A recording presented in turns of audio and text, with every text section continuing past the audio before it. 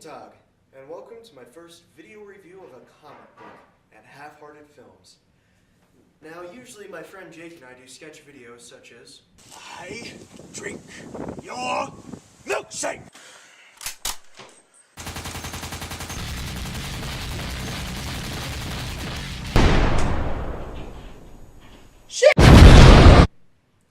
But one day I got the miraculous and completely out of the blue idea to do a comic review.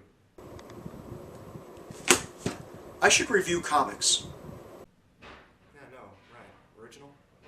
Yeah. So, today we're going to do something a little new. We're going to talk about an independent comic. For those of you who don't know what an independent comic is, it's a comic that isn't produced by a mainstream company such as Marvel, DC, Image, Dark Horse, IDW, shit like that. An independent comic is produced by, as you would have guessed, an independent creator. There's a lot of independent comics that I've read so far. Many of them have been really, really good. Others have been incredibly horrible. Today, we are going to review Maximum Man, the Man of Might. A little backstory behind this. I went to Baltimore Comic-Con last year, and while I was there, I went to the independent section there. I found so many awesome, amazing comics, but then one in particular caught my eye. The man in this picture was standing at the booth, dressed literally how he looks on the cover. It was probably the greatest thing I've ever seen. Behind him was a big old sign that says Maximum Man, the Man of Might. So I walked up to him, gave him the $4 to get this, and well, now I'm one comic. I got one more comic in my collection. And he asked if he wanted me to sign it. I said, sure, why not? Couldn't hurt. And then he asked if I had a pen. Yeah. You'll see why this is funny later on in the review. So when I first started reading this, I was willing to give it a shot. I mean, it looks horrible, but it can't be that bad, can it? Upon closer inspection of the cover, you'll actually see there are parts that didn't print out properly. And you know what he did? He used a pen to color in the parts that weren't colored in properly. Where on earth was that pen when I wanted him to sign my comic? So this cover is just bad. It looks like he photoshopped himself over a city and then used highlighter to make him look like there's some sort of energy field around him. The symbol for the comic's nice, except I probably could have done better when I was 8 years old. That's no exaggeration. So I think I'm focusing a little too much on the cover. Let's take a look on the inside of the legal. Holy shit! Would you look at this? We have a celebrity who made this comic. The man who made this comic is Mr. Dwayne Johnson.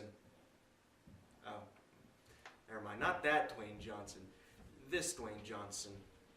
Yeah, I feel like he didn't really need to put his name down for every credit. Because he put his name down for every credit, right? He could have just said everything by Dwayne Johnson. Yeah, well, I mean, what's this? If you look down at the legal info, it says this came out in May of 2000, and then it says it was published bi-monthly.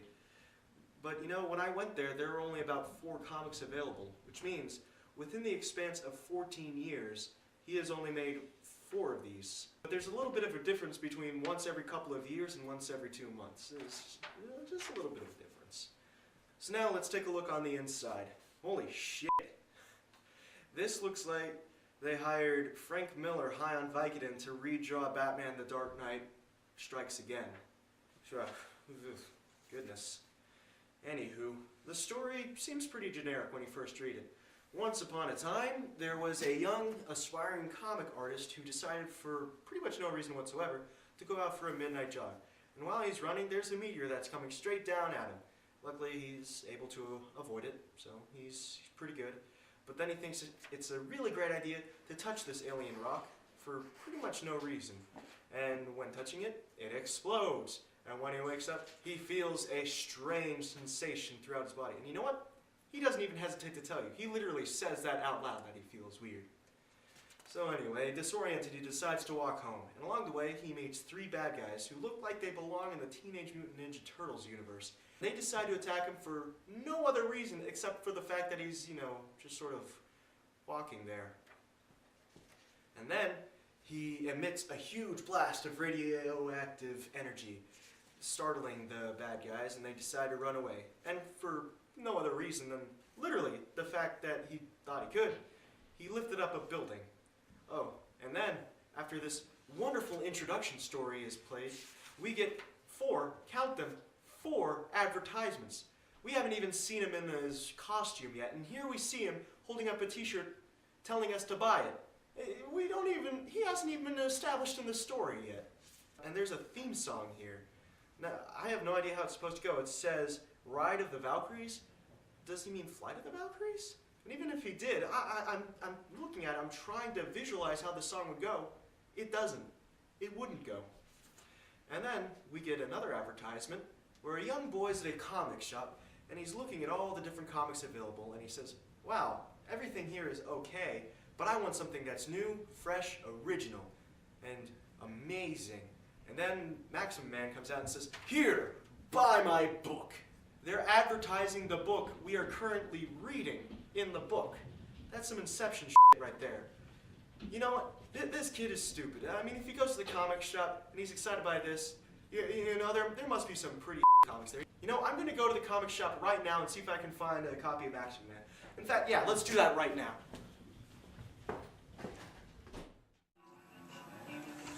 Alright, let's see if we can find some comics. I'm looking for Maximum Man, the Man. What's this? Metal Man? Wolverine? Nah, that's all terrible. Ugh. What is this? Jeff Johns' Blackest Night? Oh, terrible. Just look at this. This is absolute pure terribleness. This isn't Maximum Man. I'm son of a bitch. Oh, it's Alex Rock's Justice.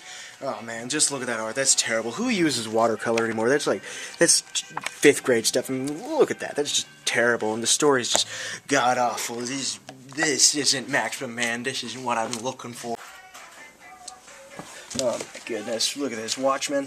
This is a smear on the name of comic books. Why DC would ever release this is beyond me. This is one of the worst pieces of crap I've ever read. This isn't Maximum Man.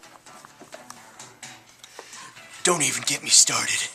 Well, this place hasn't got anything good. He's got the Batman, Superman. It hasn't got Maximum Man. Maximum Man's the greatest. The fact that you don't sell them makes this the worst comic shop in America. Okay, so, needless to say, I didn't find any copies of Maximum Man. Everything else there was pretty shit. I mean, really, who likes Alex Ross? Anywho, so let's get back to the story. So here we see our young hero, Mr. Devin Drake.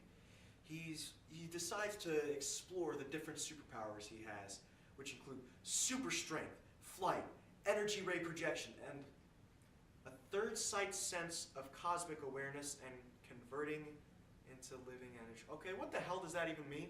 So then, after he discovers all these wonderful powers, he goes home and does what any superhero who finds out they have powers does. He goes home, sits on the couch, and watches television. Yeah. So then the next day, he goes to his uncle, who works at a laboratory, and he says, hey man, I got superpowers, can you explore it? And his uncle's like, holy shit, you got superpowers. You know, with these great powers, there could also come maybe some sort of responsibility of the great variety. Is there anything you want to do with it? And then Devin's like, you know, I always sort of wanted to be a superhero. And then the uncle's like, yeah, okay, be a superhero. Something. So then, after finding out he has powers, he goes to his job interview at a comic company. So at the interview, he's talking with the new boss, and he's pretty generic. He's kind of like Perry White from Superman. And with almost no interview required, he gets the job. Literally, he's just like, these are good artwork samples. You get the job. Welcome aboard. Then he goes to his uncle's lab and he's like, hey man, while you were gone, I made a costume for you. And he's like, oh sweet, what's with the big M? He says, oh, that stands for Maximum Man. You know, I seriously think Uncle Isaac was on crack when he came up with both the costume and the name. So then, he gets all stern all of a sudden, and he's like, Devin, you have a gift, and you must use it to stop evil and stuff like that. And so, Devin flies off into the air, and he says, it's time to maximize. What? I'm pretty sure Devin was on crack, too, when he came up with that slogan. So then we have a montage of him saving the world and stuff, and then he hears on the radio that there's a string of murders going on young prostitutes. So he's following them around and he finds a mysterious man who's about to kill them. Wait a second, this comic just got fucking dark. So then, Maximum Man comes in, saves the young woman, and gets into a fight with this monster, who we find out is the reincarnation of Jack the Ripper. You know, this plot is starting to rip off Batman Gotham by Gaslight, with Jack the Ripper being there. Oh yeah, so then with pretty much no hassle whatsoever, he's able to take down this felon. He's like, hey, yeah, screw you, Jack the Ripper. Then a police officer shows up, says, okay, Mr. Freeze! And just like any other superhero would do, he says, okay. And he freezes. And he talks with the main detective. And he's saying, hey man, I'm just here to save the world from crime. That's cool and all. And he's like, if you ever need any trouble, here is my bat signal. I mean, flare gun. That is basically Maximum Man, the Man of Might. Yeah, it's hard to hate this comic so much, because you can just tell he puts so much effort into this, and he puts so much of himself into this. I almost feel like he's trying to live a double life by writing this comic, and that's sort of cute. But you know, the thing is, it's so bad. I sort of feel like when he wrote this, he had the consciousness of an 8-year-old. Mr. Dwayne Johnson, if you're watching this, don't ever stop doing what you love. Don't let some asshole on the internet, such as myself, to stop you from doing what you love doing. So anyway, thank you for watching this first comic review. There's several other reviews that you can watch on Half-Hearted Films right now. And yeah, auf Wiedersehen.